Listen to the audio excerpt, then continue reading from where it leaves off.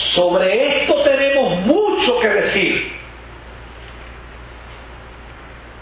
Para entrar entonces, ¿a qué cosa? Para entrar entonces al tercer sermón. El tercer sermón está en el capítulo 5, desde el versículo 11 hasta el capítulo 6, versículo 20. Dice, acerca de esto, tenemos mucho que decir y difícil de explicar.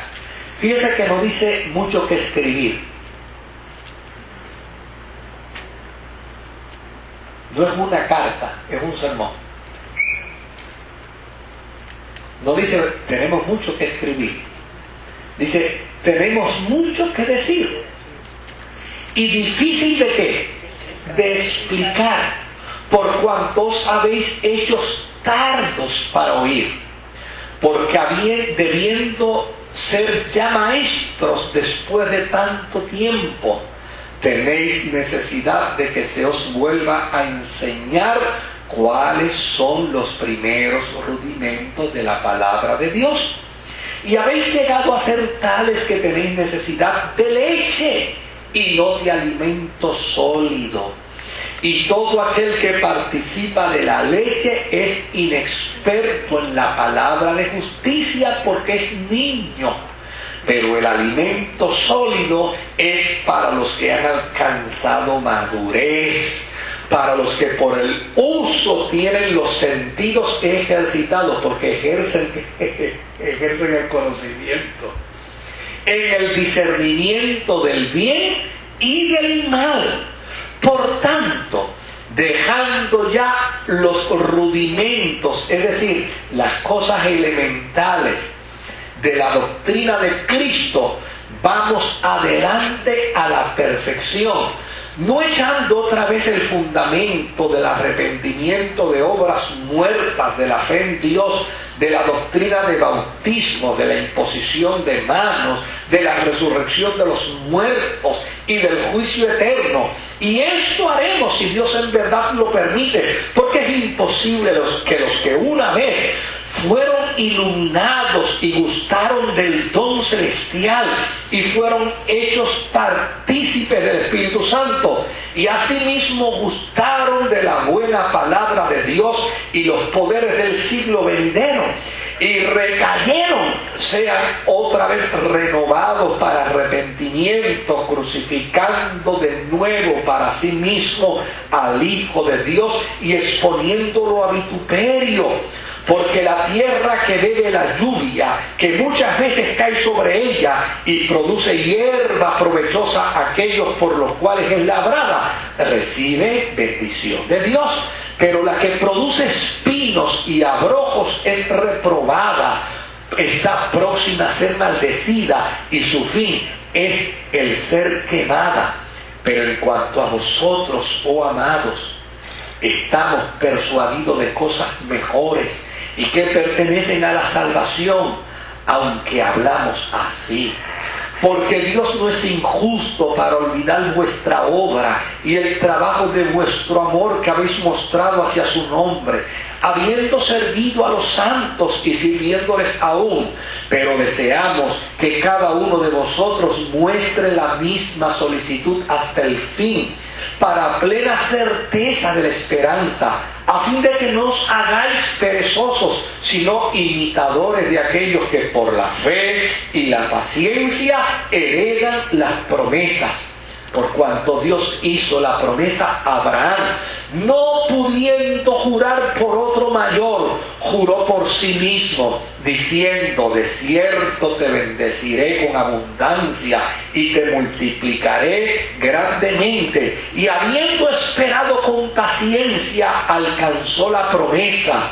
Porque los hombres ciertamente juran por uno mayor que ellos, y para ellos el fin de toda controversia es el juramento para confirmación, por lo cual, queriendo Dios mostrar más abundantemente a los herederos de la promesa la inmutabilidad de su consejo, interpuso juramento, para que por dos cosas inmutables en las cuales es imposible que Dios mienta, tengamos un fortísimo consuelo los que hemos acudido para asirnos de la esperanza puesta delante de nosotros, la cual tenemos como segura y firme ancla del alma, y que penetra hasta dentro del velo, donde Jesús entró por nosotros como precursor, hecho sumo sacerdote para siempre, según el orden de Melquisedec.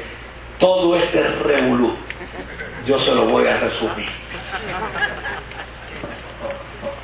Déjeme beberme un sorbo de agua.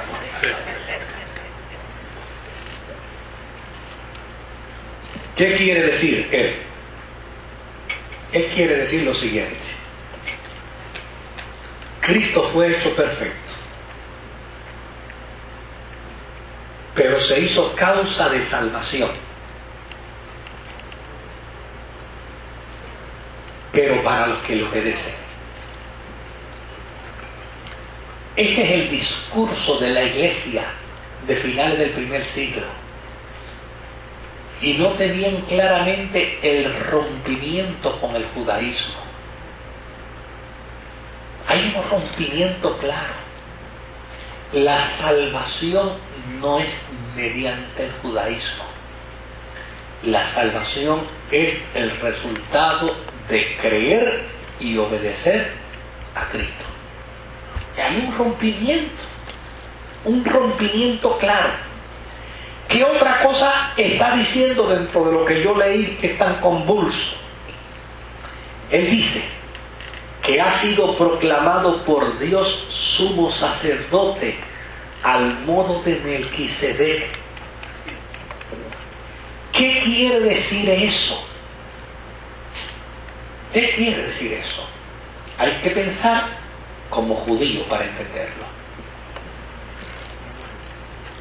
Melquisedec es un personaje extraño en el mundo judío. Lo único que se dice es que Abraham estaba peleando. Era rey, ¿verdad? ¿Ah? Era rey y sacerdote, sí.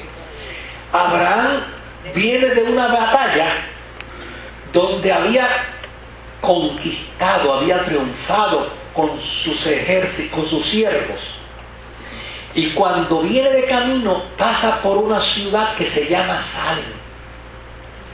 Y en esa ciudad hay un sacerdote. El judaísmo no existía. ¿Sacerdote de qué? No sabemos. ¿Sacerdote de quién? No sabemos. Una sola cosa sabemos: que Dios se le ha revelado a los hombres desde la misma creación. Y si se le había revelado a Adán y a Eva, no hay por qué pensar que no se le haya revelado a quién, a una gente de un pueblo llamado San, y que tuviera allí a un ministro que se llamara ¿qué? Melquisedec. Porque Dios se ha revelado al mundo y a los hombres desde que los hombres existen. Por lo tanto, ¿qué hace el mundo judío? El mundo judío toma a Melquisedec por una conveniencia religiosa. ¿Cuál es la conveniencia religiosa del mundo judío? El diezmo. Y la institución sacerdotal. Entonces, ¿cómo la valida? La valida diciendo: cuando Abraham vino de la conquista, se encontró a Melquisedec y le dio ¿qué? El diezmo. ¿Y sabe algo? Nunca Israel cuestionó. Nunca Israel cuestionó eso. Simplemente Israel lo dio por verdad irrefutable. ¿Por qué diezmamos? Porque Abraham diezmó. ¿Por qué tenemos sacerdocio? Porque Abraham